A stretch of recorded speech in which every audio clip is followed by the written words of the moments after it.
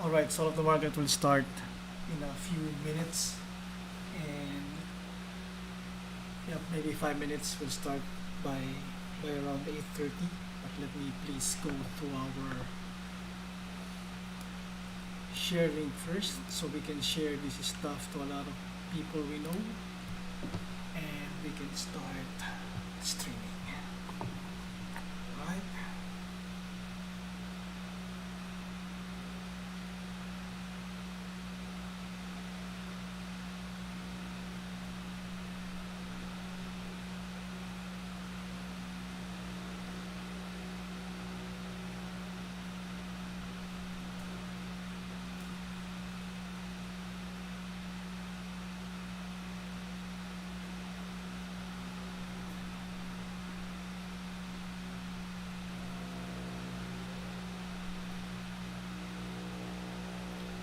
Okay. 2026 or 8:26 p.m. We share this stream. The people we love here.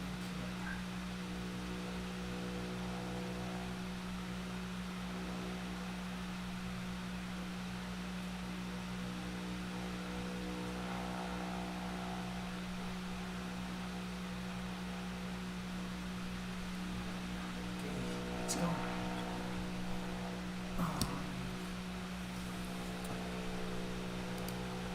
Alright, let's start. Let's now transition to our Soul of the Market. Alright, welcome to Soul of the Market. We are now live once again for our Easter Sunday live stream right here on YouTube, on my YouTube channel, not on Facebook channel, not on our Facebook page, because right now Facebook is being tyrannical, and there's a lot of things we can do about it. It doesn't mean we cannot do anything about it. There's a lot of ways we can do anything about it. But right now, YouTube is a more friendly platform that we can live stream into.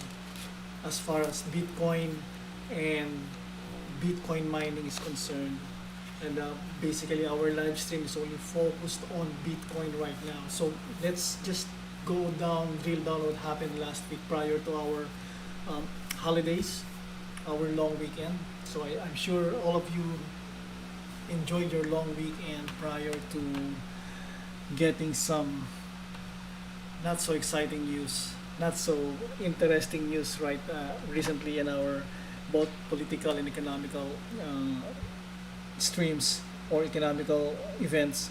Economical, that doesn't sound right. Economic events and political events. But anyway, we don't really care, or Bitcoin doesn't really care about economics or politics. Does Bitcoin really care about economics? Not really. Anyway, so first, Ukraine war. Okay, it's funny. Ukraine war ain't sticking. Okay, so Ukraine war, the way we see it right now, it's not sticking. Meaning, there's no drama anymore. It's not the public aren't interested anymore. Russia is not losing. Okay, definitely Russia is not losing, and Zelensky is not really the guy that you can really empathize with or sympathize with. He's also an oligarch, like we have expected. So there's nothing much to say about the Ukraine war right now.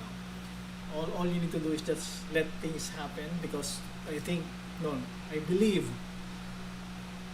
Ukraine war is over since January. Alright, so there's nothing much to talk about it. Definitely ain't sticking. Alright, then second, Bitcoin $220,000 still in play according to our maximalists. Okay, and then yes, $220,000 for Bitcoin, but I don't really care. We don't really care if you're investing or stacking up satoshis, stacking up bitcoins for the sake of getting out of the fiat system, getting out of the debt-based financial system. It doesn't really matter whether Bitcoin is $3,000 right now or $1 million right now. It doesn't really matter anymore.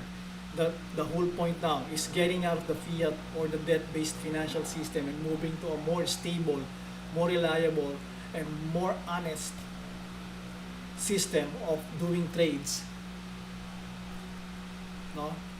Instead of the fiat currency being inflated over and over year on year, you already have Bitcoin to save you, all right, to protect you, to defend you from what? Physical atrocities. You know, when we say physical atrocities, alam naman natin, we all know that 99% of our problems here are man-made, and it's based on for the love of money, right? So tama yun, ano? For the love of money is the root of all evil. Because money, the fiat money that we're so in love with, di ba? Yun yung cause ng mga sufferings natin right now. That's what make us suffer, whether it's emotional, physical, or mental. Okay, so definitely the globalist narrative altogether is collapsing, are collapsing. The pandemic, those vaccinations, those second boosters, fourth boosters, they are now collapsing. They are no longer. Who's going to allow being locked down in the next few months? Nobody. Okay, so if you are still allow yourself to be locked down, you're no, generally speaking, you're no longer different from a dog on a leash. Okay, so do you know a dog on a leash? If you tighten up the leash, the dog will be mad. Okay, and then but if you give it a little slack or loosen up a bit, the dog will be calm, and give it a little food and water, and then it will going to be obedient again. That's how these globalists are treating the rest of humanity, if you don't know it yet. So para lang aso yan na may tali. So pag hinigpitan mo, magagalit. No? So if you loosen it up, loosen it a little bit, or give it a little slack, okay, and then give it a little food and water, it will calm down again, and it will be obedient again. But the whole point is, the dog is still on a leash. It's still not free. Okay, so how that dog is going to be free? Okay, so Bitcoin fixes everything. So I don't need to explain, or I don't need to do more rhetorics on that. Bitcoin fixes everything. Okay. Shanghai is not a lockdown. If you're watching the news right now, or watching the news a few weeks ago, a few days ago, Shanghai is not a lockdown. Okay. It's an exercise, it's a rehearsal for the next climate change lockdown. It's not a COVID lockdown or a pandemic lockdown. Remember, it's tied up to the next what? To the next disaster that is coming to China any time now. You know the Three Gorges Dam? Okay, so malapit na yun. That's about to collapse. Okay, that's about to give in. And once it does, it's going to be a hell lot of disaster, and they need to exercise this lockdown. So it's not related to the pandemic or anything that the whole mainstream media is talking about. Alright? It's not about that. So take note of that. Shanghai is in a ghost busting operation as well. Okay? It's not just the Three Gorges Dam, it's also in the ghost busting operation. You know what's a ghost busting meaning? Okay, let's make them believe we're in a lockdown, but we're actually going to what? Doing some crackdown on several targets. Precisely on several targets. We're doing this crackdown. We're pushing some people to commit suicide because they're actually involved in something more sinister. Okay, so we need to show the world that we are what? We are locking down, not arresting anyone. We don't want to scare the people that we need to catch. Okay, so ganun yun. We don't want to make it look like we're after some people, but we're going to show it like it's a lockdown, and everybody's into it. So it's a whole play. You need to just observe it's a whole play. Okay? And then what's next? Sri Lanka. Sri Lanka declares bankruptcy. Okay, so if you Google Sri Lanka declares bankruptcy, only one news link has that headline. The rest of the mainstream media is downplaying it by saying Sri Lanka now suspending payments to what? To foreign debts. But why are you going to suspend your payment? What's the reason? Because you have nothing more, you have no more money to pay. Okay, you've been sucked dry. These bloodsuckers, the IMF, the World Bank has sucked Sri Lanka dry already. That's what it is. That's how it is. So, going back to that, Sri Lanka declares bankruptcy. Do you think if Sri Lanka follows El Salvador, it will go to bankruptcy? No, it will not go to bankruptcy. So that's what happens when you still follows the fiat or the debt-based financial system. And then London, United States, they're still pretending that they're still strong financially, but they are not anymore. They are all collapsing altogether. Sri Lanka is just the tip of the iceberg, and many more to come before the year end. Okay, so let's transition to our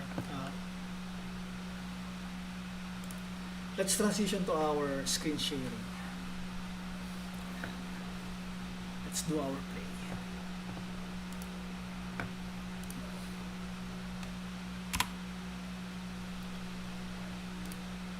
All right. Bitcoin is now and forever. It's the present. So there's no going back. There's no going back anymore to the fiat system or whatever you had in your coin purse or your wallets. That thing is already a Jurassic or a dinosaur era. You're just keeping it. You'll be keeping it just for the sake of sentimental value in the next few years, or not even years, months. Okay. So now, why Bitcoin? Why Bitcoin is the choice? Because the rest of the cryptocurrency or the shit coins, they are still centralized. They're still controlled by a few individuals like Vitalik Buterin, who else? Elon Musk. Okay? Again,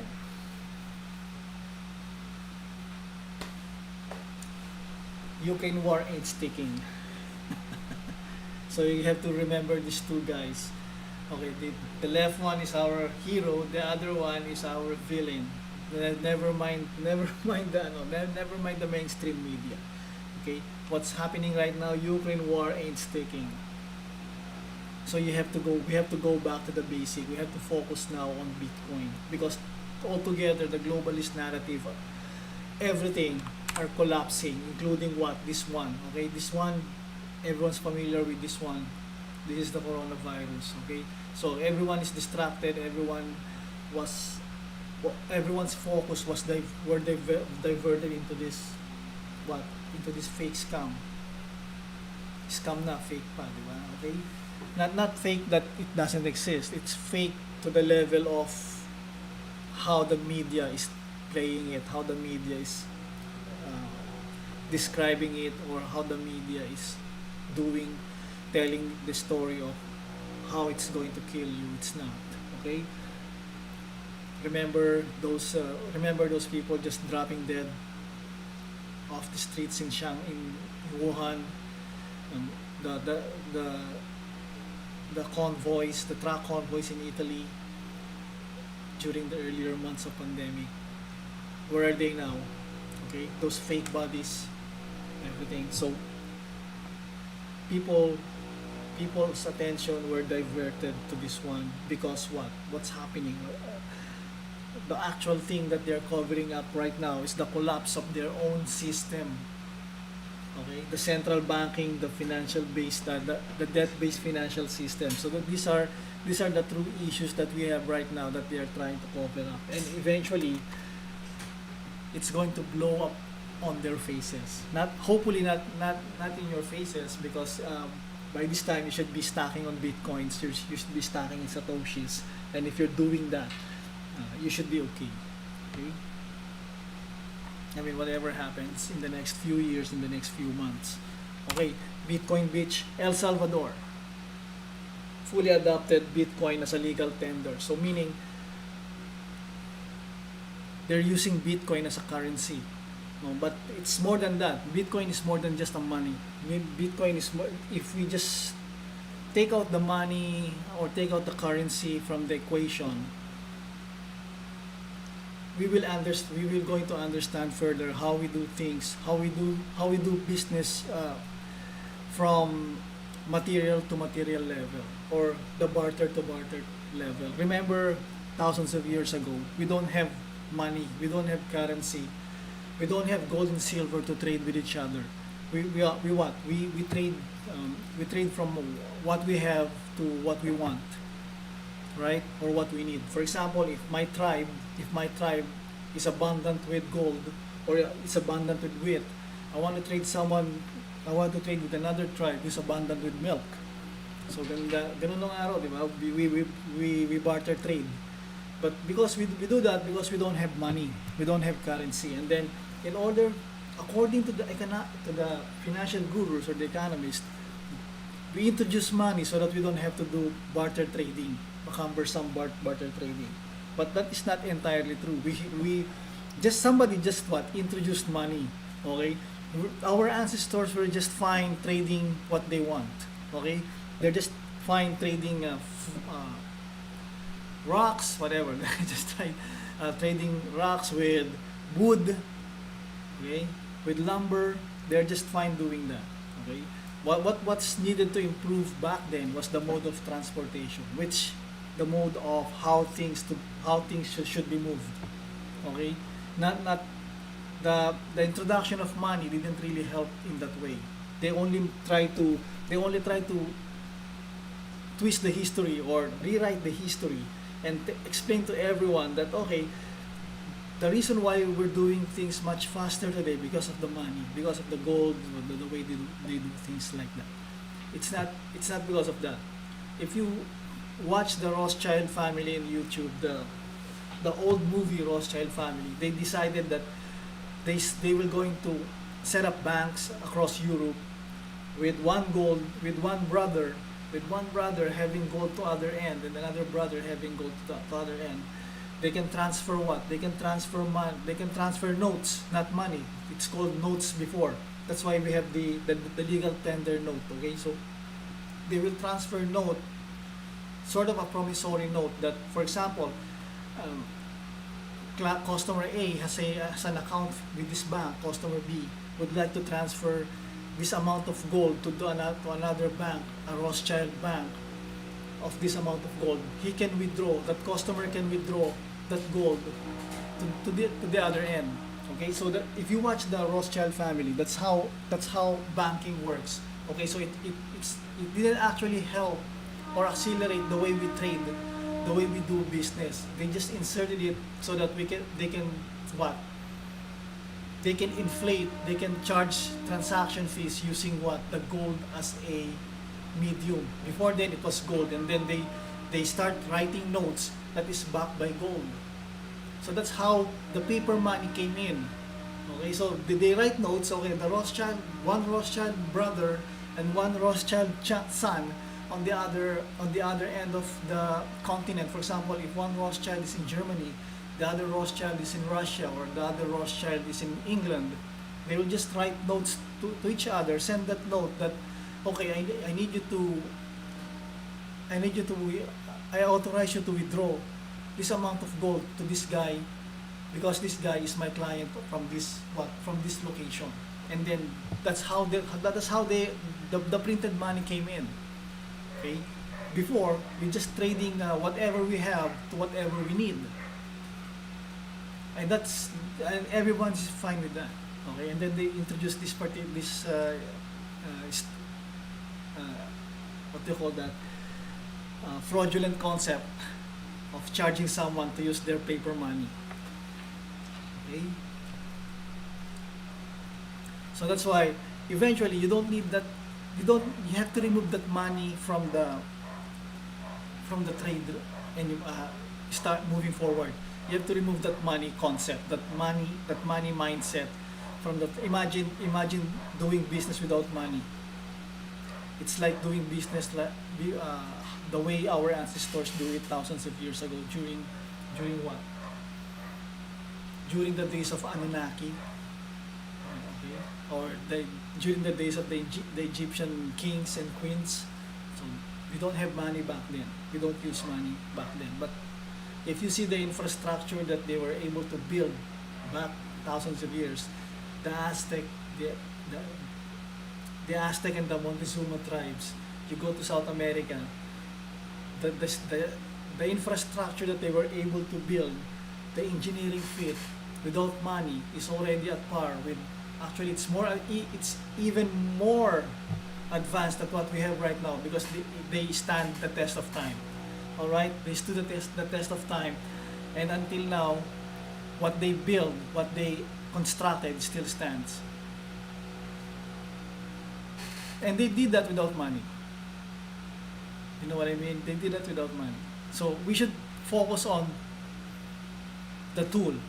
Okay, right now we focus on money as a tool, but eventually we have to remove money from the trade, from the actual trade. Okay, so the tool we focus on, this is what I'm saying. Bitcoin is more than just a currency. Why? You remove money from the trade, you're just going to trade what you have from what you need. So what will happen now?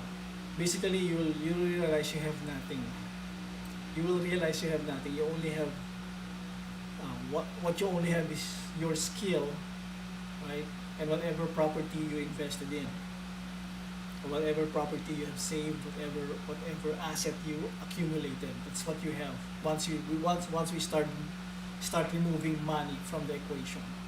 So Bitcoin is more than just a currency. Here comes Bitcoin. Bitcoin will speed up everything without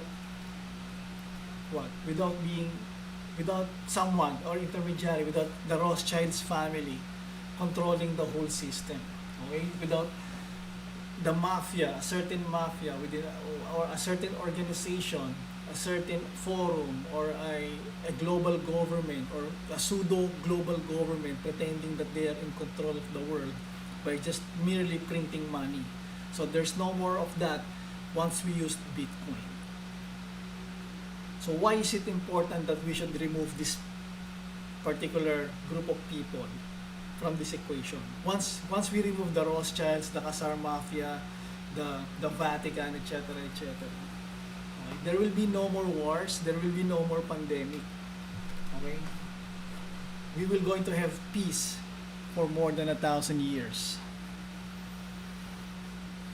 So yun. This is why Bitcoin is more than just a currency. Okay, so once we start replacing money with Bitcoin as your mode of trade, or as a medium of trade, then you will realize, okay, you don't really need to price everything like $1 million, $100, etc., etc. You can actually, for example, if I want to sell you a pen, I can just price it at 1 Satoshi. I don't really care how much I sell, but as long as you pay me in 1 Satoshi, I'll be fine. Yeah?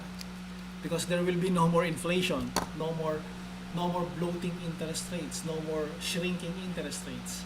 Nobody's playing with the value of your asset. Nobody's playing with the value of your property anymore. Your property will be stable. Okay. And then, what else? There will be no more famine, no more starvation. No one's going to fight for food because everyone is quite balanced with the Bitcoin as a mode of trade, as a medium of trade. Okay, it's not just a currency, so it's a medium of trade. It's going to be more important than gold.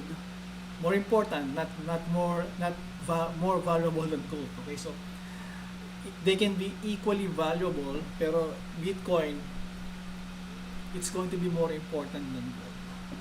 Okay? Because gold will not speed up your transaction. Okay? Yun. Gold will not speed up your trade.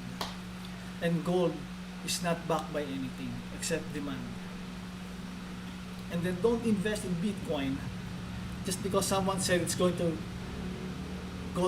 it's going to be 1 million by 2025. Okay? Don't invest in Bitcoin. Don't invest in Bitcoin just because of that. Why? Because if ever Bitcoin becomes $1 million by 2025, probably 1 liter of gasoline could be $1,000. So it doesn't really make sense. If we are still embracing what? The debt-based financial system, which is what? Inflating year on year. And then the more it inflates, the more you need to work harder on what you want to achieve. Diba? Trabaho ng trabaho, you're running a rat race, and you realize you're just a hamster in a wheel. Ganun lang. Okay, and then Bitcoin is not crypto. Remember, the tool we focus on is just Bitcoin. Again, because Bitcoin is just like money. Money is a tool. Money is not the goal. Money is just the tool. Okay? Whereas right here, right now, Bitcoin is not the goal. Bitcoin is the tool. The goal is what? The true financial liberty. Okay? Hindi yung financial freedom na what the financial gurus are selling to you, because they're still embracing what? The fiat currency. The true financial liberty is when you realize you don't need the fiat currency to be really independent. Okay? But that's a broad stroke. It's going to be not an uphill battle, because we are seeing the enemy now as in the losing side. So what we need to do now is to prepare ourselves to embrace Bitcoin. Okay? Bitcoin not as a substitute, an alternative currency, but the main medium of trade. Okay? So Bitcoin is not crypto. It does more than crypto. It's not just simply encrypting data and decrypting data on the other end, like I said previously. So Bitcoin is not crypto. Bitcoin is what? Bitcoin is a tool of the trade. Okay? It is the main tool of the trade, and it's going to be that way moving forward. Alright? Why am I not talking about other coins like Dogecoin, Litecoin, Ethereum, etc.? Because those are just shit coins. Okay?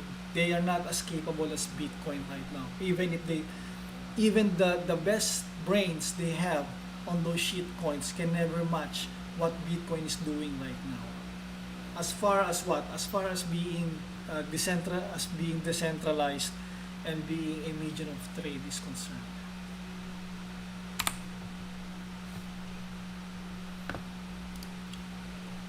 Alright, I guess that's what we have right now. Thank you for watching Soul of the Market. Yep. We are now ending our transmission for our Easter Sunday stream.